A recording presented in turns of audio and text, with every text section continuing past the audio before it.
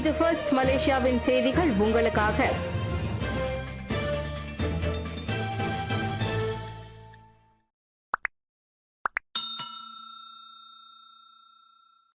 ஆசிரியர்களின் ஆட்சேர்ப்பு மேலும் விரிவுபடுத்தப்படும்.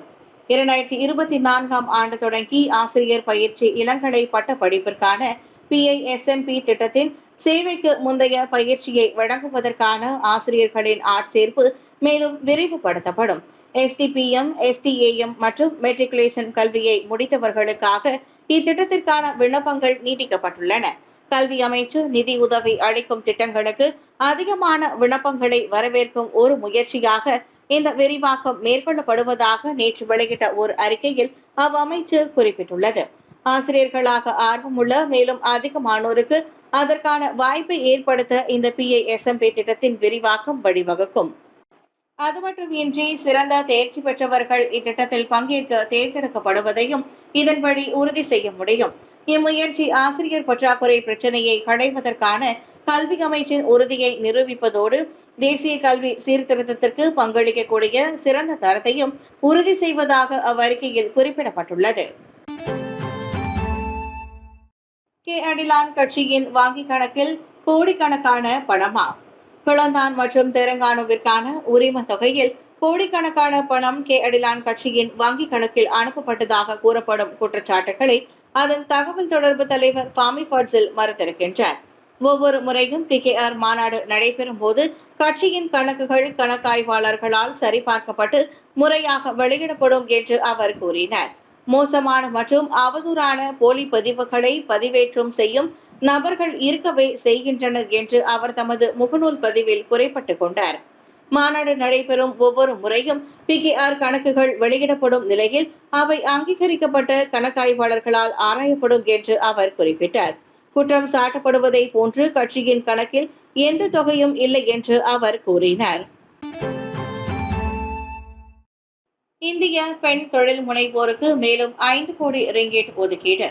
இந்திய பெண் தொழில் முனைவோரின் வளர்ச்சிக்கு உதவும் வகையில் பெண் எனும் புதிய திட்டத்தின் வழி அமானா இக்தியார் மலேசியா AIM கூடுதலாக 5 கோடி ரிங்கிட் நிதி ஒதுக்கீட்டை வழங்கியுள்ளது. இந்த ஒதுக்கீட்டின் வழி சுமார் 10,200 இந்திய பெண் தொழில் முனைவோர் பயனடைவார்கள் என்று எதிர்பார்க்கப்படுவதாக தொழில் முனைவோர் மற்றும் கூட்டுறவு மேம்பாடு துணை அமைச்சர் ரமணன் ராமகிருஷ்ணன் நம்பிக்கை தெரிவித்தார். முன்னதாக AIM கீழ் இந்திய பெண் தொழில் முனைவோருக்காக கடந்த ஜனவரி மாதம் 2 கோடியே 10 லட்சம் ரிங்கிட் வழங்கப்பட்ட நிலையில் தற்போது பெண் திட்டத்தின் மூலம் மேலும் 5 கோடி ரிங்கிட் ஒதுக்கீடு செய்யப்பட்டுள்ளது. இந்த கூடுதல் நிதியை தொடர்ந்து AIM-இல் இந்திய பெண் தொழில் முனைவோருக்காக மட்டும் தற்போது 7 கோடியே 14 லட்சம் ரிங்கிட் ஒதுக்கீடு இருப்பதாக ரமணன் தெரிவித்தார்.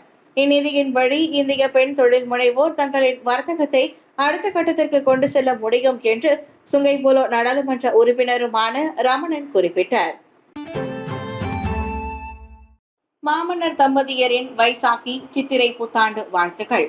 வைசாக்கி பண்டிகை கொண்டாடும் அனைத்து சீக்கியர்களுக்கும் சித்திரை புத்தாண்டு கொண்டாடும் அனைத்து இந்தியர்களுக்கும் மாட்சிமை தங்கிய மாமன்னர் சுல்தான் இப்ராஹிம் மற்றும் பேரரசியார் சாரித் சோஃபியா தம்பதியர் தங்களின் வாழ்த்துக்களை தெரிவித்துக் கொண்டனர். சகிப்புத்தன்மையும் ஒருவர் மற்றொருவர் மீது கொண்டுள்ள மரியாதையுமே நாட்டில் இதுவரையில் தேசிய ஒற்றுமையின் முதுகெலும்பாக விளங்குவதாக தமது அதிகாரப்பூர்வ முகநூலில் பதிவில் மாமன்னர் குறிப்பிட்டுள்ளார். நாட்டின் நிலைத்தன்மையை பேணுவதற்கும் இன மதம் பாராமல் சமூக நல்லிணக்கத்தையும் ஒற்றுமை உணர்வையும் காக்க வேண்டியது அவசியம் என்று சுல்தான் இப்ராஹிம் அப்பதிவில் வலியுறுத்தியிருந்தார். மேலும் வைசாக்கி தினம் மற்றும் சித்திரை புத்தாண்டு கொண்டாடுபவர்களுக்கு இக்கொண்டாட்டம் தொடர்ந்து மகிழ்ச்சியை வழங்கும் வகையில் அமைய வேண்டும் என்றும் அவர் தெரிவித்தார். பஞ்சாப் மற்றும் சீக்கிய நாட்காட்டியின் படி அறுவடை பருவத்தின் தொடக்கமே வைசாக்கி பெருநாளாக கொண்டாடப்படுகின்றது. அதே வேளையில் தமிழ் நாட்காட்டியின் முதல் மாதமான சித்திரை மாதத்தின் முதல் நாளன்று சித்திரை புத்தாண்டு கொண்டாடப்படுகிறது. KKP குருத்வாராவில் வைசாக்கி தின கொண்டாட்டம். உலகம் முழுவதும் உள்ள சீக்கியர்கள் நேற்று புதிய தொடக்கமாக அறுவடை திருநாளாகவும் ஆன வைசாக்கி தினத்தை கொண்டாடினர். அந்த வகையில் மலேசியாவிலும் ஸ்லாங்கூர் கோலா குபுபாராவில் அருகில் உள்ள குருத்வாரா ஷாஹிப் கல்சா லேண்ட் கேம்ப் சைட்டில் சீக்கியர்கள் இந்நாளை மகிழ்ச்சியாக கொண்டாடினர். இந்த வைசாக்கி தினம் சீக்கியர்களுக்கு மிகவும் ஆழமான பலனை அளிப்பதாக எஸ்என்எஸ்எம் கல்சா நில மேம்பாட்டு குழு உறுப்பினர் ஜஸ்வந்த் சிங் தெரிவித்தார். நேற்றைய கொண்டாட்டம் தங்களுக்கு தனிச்சிறப்பான அர்த்தத்தை வழங்கியதாக அவர் குறிப்பிட்டார். இக்கொண்டாட்டத்தில் இலக்கவியல் அமைச்சர் கோபிந்த் சிங் உட்பட சுமார் 300 சீக்கியர்கள் கலந்து கொண்டனர். தலைவர் பதவிக்கு மீண்டும் போட்டி நிவாஸ். கோலாலம்பூர் மற்றும் ஸ்லாங்கூர் இந்திய வர்த்தக தொழில்துறை சம்மேளனம் KLSICCIயில் பல பொறுப்புகளை வகித்து கடந்த 2022ஆம் ஆண்டு அதன் தலைவராக தேர்ந்தெடுக்கப்பட்ட நிவாஸ் ராகவன் தமது பதவியை தக்க வைத்துக் கொள்ள இம்முறையும் போட்டியிடவிருப்பதாக அறிவித்துள்ளார். வரும் ஏப்ரல் 28ஆம் தேதி நடைபெறவிருக்கும் 2024 முதல் 2026ஆம் ஆண்டு தவணைக்கான தலைவர் தேர்தலில் இவ்வாண்டும் கடுமையான போட்டி நிலவும் என்று தாம் எதிர்பார்ப்பதாக அவர் கூறினார். அச்சம்மேளனத்தின் தலைவராக பொறுப்பேற்ற ஈராண்டுகளில் சிறு மற்றும் நடுத்தர இந்திய வர்த்தகர்களை சமூக பொருளாதார ரீதியில் உயர்த்திவிட பல்வேறு முயற்சிகளை முன்னெடுத்து அதில் தாம் வெற்றி கண்டதாகவும் நிவாஸ் கூறினார். அதில் விடுபட்டவர்களுக்கு தொடர்ந்து பல சேவைகளை வழங்கவே தாம் மீண்டும் தலைவர் பதவிக்கு போட்டியிடவிருப்பதாக அவர் விவரித்தார். கடந்த 2 ஆண்டுகளில் அதிகமான சிறு மற்றும் நடுத்தர வணிகர்களின் வாழ்வாதாரம் தழைக்க சம்மேளனம் பல்வேறு முயற்சிகளை முன்னெடுத்தது. இன்னும் அதிகமானோர் அச்சேவையில் விடுபட்டுள்ளனர். அவர்களை அடையாளம் கண்டு வர்த்தக ரீதியில் அவர்களை முன்னேற்றுவதை நான் மீண்டும் போட்டியிடுவதற்கு மூல காரணம் என்று அவர் குறிப்பிட்டார். அரையிறுதி சுற்றிற்கு தேர்வாகினார் ஜோகோவிச். பிரான்ஸ் மோன்டோ கார்லோ மாஸ்டர்ஸ் டென்னிஸ் போட்டியின் அரையிறுதி சுற்றிற்கு உலகின் முதல் நிலை விளையாட்டாளர் நோவோக் ஜோகோவிச் தேர்வாகினார். சிறப்பான ஆட்டத்தை வெளிப்படுத்திய அவர் நேரடி செட்களின் வழி தமது வெற்றியை உறுதி செய்தார்.